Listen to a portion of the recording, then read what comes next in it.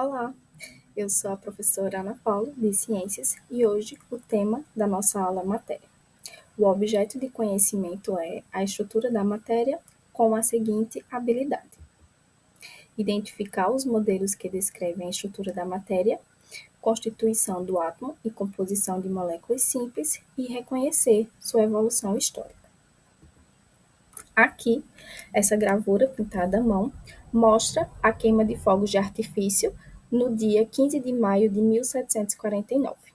A imagem mostra o evento, que faz parte das celebrações que pôs fim à Guerra de Sucessão Austríaca. O que chama a atenção de vocês, né? Nós sabemos que os fogos de artifício é muito comum em datas comemorativas e é amplamente utilizada em todo o mundo. Vocês conseguem me explicar a formação e emissão de luzes coloridas durante os shows pirotécnicos? Pois é, os efeitos dos fogos de artifício são reações químicas que acontecem com os elementos químicos específicos. Vocês acham que a queima de fogos envolve a transformação da matéria? Muito bem. As transformações da matéria, elas ficam evidentes quando há liberação de calor e de luz e também quando há modificação da coloração do material. Mas como é que a queima de fogos pode se relacionar com os átomos? Sim, elas se relacionam, pois as transformações que visualizamos a olho nu, elas também afetam as partículas microscópicas da matéria. Sabendo de tudo isso, o que nós vamos estudar? O que é matéria, as propriedades e a constituição da matéria. Aqui eu mostro 4 gravuras: as rochas, a água, o ar e o fogo.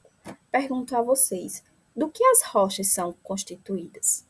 Muito bem, as rochas elas são constituídas principalmente de materiais, mas vocês também poderiam ter me respondido que as rochas são constituídas de matéria. Afinal, o que é matéria?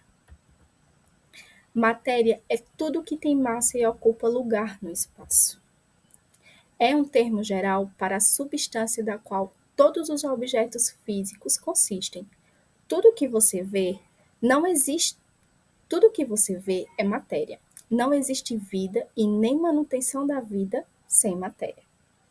Então aqui, nessa imagem que nós podemos observar o pôr do sol, tudo aquilo que enxergamos, ele é feito de matéria.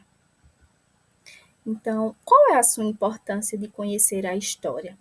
Ao longo do tempo, os filósofos da Grécia Antiga, eles buscaram compreender a composição dos diferentes materiais por meio de um conceito chamado matéria.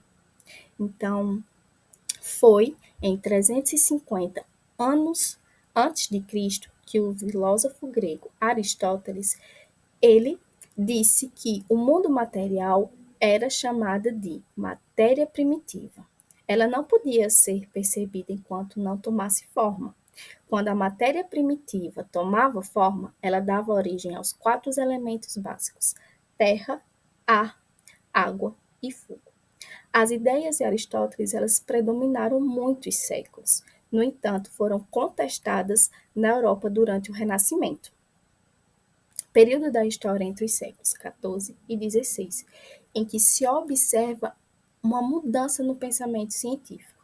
Essa modificação foi tão intensa que esse período ocorreu a chamada Revolução Científica.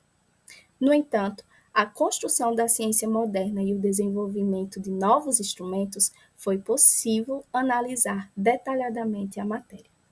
Com essas observações, foram propostas novas hipóteses sobre a constituição da matéria, marcando o início das ideias aceitas até hoje. Para iniciar o estudo da propriedade da matéria, vamos considerar a seguinte situação.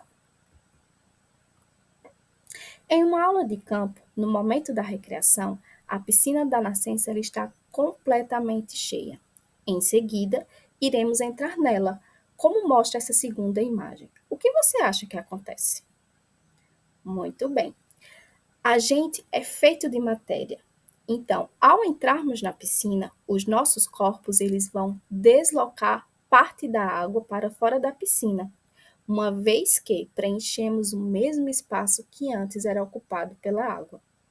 Então, ao estudarmos um corpo, precisamos conhecer as principais propriedades que ele apresenta, como as propriedades gerais da matéria, que são características que se aplicam a qualquer matéria, independente da sua constituição, como massa, volume, inércia, impenetrabilidade, indivisibilidade, compressibilidade, elasticidade, indestrutibilidade, extensão e descontinuidade. Já as propriedades específicas, elas são utilizadas para identificar um elemento que não se repete em outra substância, como é o caso do ponto de ebulição, ponto de fusão, densidade, calor específico, número atômico, número de massa, pressão, tensão artificial. Agora que nós sabemos de tudo isso, vamos pensar um pouquinho? A ciência está presente no nosso cotidiano, de exemplos de situações em que é possível constatar essa presença. Na sua opinião, o que você considera ser matéria? O que é matéria?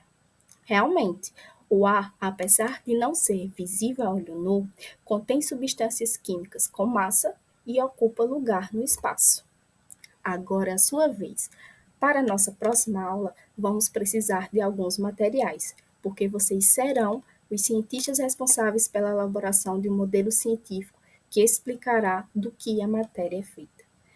Neste contexto, a ideia é que vocês busquem pela partícula fundamental que constitui todas as coisas, o átomo, para que possamos dar início ao tema primeiro modelo atômico proposto por Leucipo e Demócrito.